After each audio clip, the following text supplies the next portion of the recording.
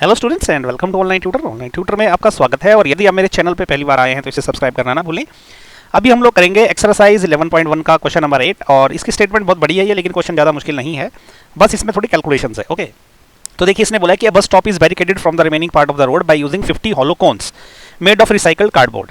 तो आप कभी अगर सड़क पे गए होंगे ना तो आपने देखा होगा सड़क के किनारे ना इस तरह के कोन्स लगा के रखे होते हैं। आप ध्यान से देखिएगा, ऐसे ऐसे कोन्स रखे होते हैं उन्होंने। ओके, तो ये उन्हीं कोन्स की बात कर रहा है। उन्होंने बोला है कि ऐसे 50 जो है कोन्स रखे हैं उन्होंने, जिसको कि कार्डबोर्ड से बनाया है। Each cone has a base diameter of 40 centimetre. अब इसका जो डायमीटर है ना, ये बेस वाला थोड़ा सा बड़ा ड्रॉ कर लेता हूँ मैं। ओके, तो ये जो कोन जिसकी ये बात कर रहा है, ये बोल रहा है इसका जो डायमीटर है ना वो है 40 सेंटीमीटर। ओके, ये है 40 सेंटीमीटर का डाया है और इसकी जो हाइट इसने दे के रखी हुई है 1 मीटर की दे रखी है। अब देखिए यहाँ पे गेम है, हाइट ये मीटर में दे रखी है और ये सेंटीमीटर में दे रखा है, तो हमको दोनों का डायमेंशन ना सेम करने हैं। जहाँ गड़बड़ करेंगे वहाँ दिक्कत हो जाएगी। ओके, अब if the outer side of each of the cone is to be painted and cost of painting is ₹12 per metre square, but will be the cost of painting of all these cones. अब हमें 50 कोन paint करने हैं, तो paint हम क्या generally curved area paint करेंगे, नीचे से तो कर नहीं सकते क्योंकि हॉलो रहते हैं कोन्स। तो हमें क्या करना है, एक कोन का जो है कर्व्ड सरफेस एरिया निकलना है। तो एक कोन का जो निकलेगा वैसे ही फिर उसको हम 50 से मल्टीप्लाई करेंगे तो 50 कोन का निकल जाएगा, तो टोटल सरफेस एरिया हो जाएगा। उसको क्या करेंगे हम, ₹12 पर स्क्वायर मीटर है, तो टोटल निकल के हमारे पास कॉस्ट आ जाएगा। ओके, इसने बोला कि पाई इतना यूज करना है और ये वैल्यू अगर आएगी तो इसको इतना यूज करना है। अब देखिए पहला काम क्या है ना, हमारे पास ये हाइट देके रखी हुई है लेकिन हमारे पास स्लैंट हाइट नहीं है। स्लैंट हाइट के बाद ही हम निकाल पाएंगे इसका एरिया। लेकिन सबसे इंपॉर्टेंट बात है कि हमें ना यूनिट सेम रखने हैं। तो सबसे पहले देखिए इन्होंने इसका रेडियस क्या देके रखा हुआ है। ओके, या डायमीटर क्या देके रखा हुआ है। इसका जो डायमीटर है ना, ओके, डायमीटर जो है वो हमें क्या देके रखा हुआ है, वो देके रखा हुआ है 40 सेंटीमीटर। तो हम इसको ना 40 को अगर 100 से मल्टीप्लाई कर देंगे तो इतना मीटर आ जाएगा। तो ये आ जाएगा हमारा 0.4 मीटर।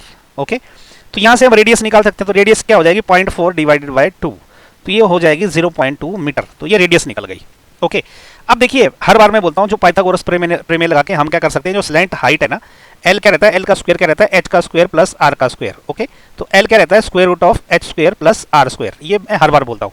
तो यहाँ से हम स्लैंट हाइट निकाल लेंगे। तो स्लैंट हाइट जो रहेगी, स्लैंट हाइट एल, ये कितनी रहेगी, ये हमारी रहेगी square root of, okay, H का स्क्वायर प्लस आर का स्क्वायर। ओके, तो देखिए h कितना, h हमारे पास 1 है, ऑलरेडी देख रखा है इन्होंने, देखो 1 स्क्वायर मीटर प्लस रेडियस कितनी है, 0.2 है, तो 0.2 का स्क्वायर। ओके, इसका स्क्वायर रूट।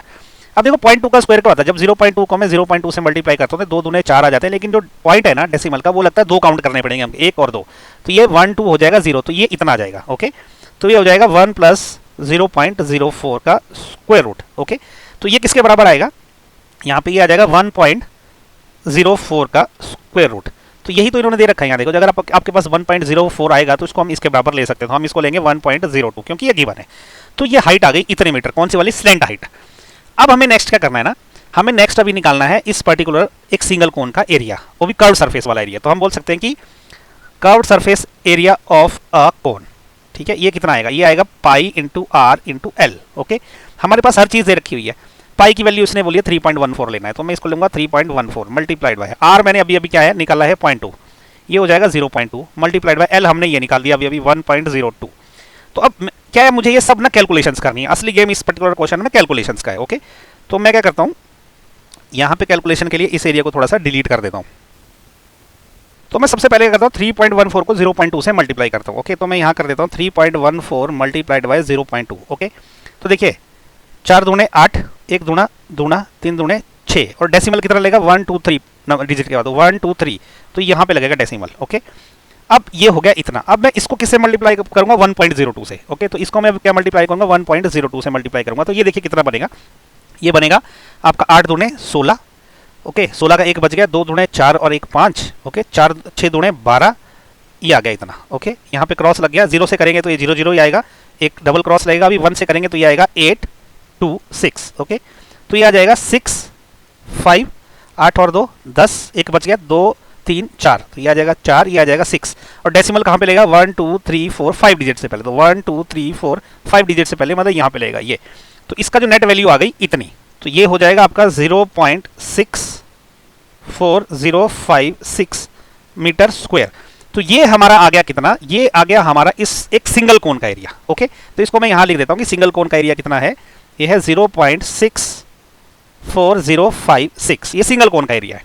ठीक है, अब हमें ऐसे 50 कोन चाहिए, तो 50 कोन का एरिया कितना रहेगा यहाँ पे। ठीक है, तो अब हम लिख सकते हैं कि एरिया ऑफ 50 कोन्स, 50 कोन्स का एरिया कितना हो जाएगा, इसको 50 से मल्टीप्लाई करना पड़ेगा, तो ये हो जाएगा 0.64056 मल्टीप्लाइड बाय 50।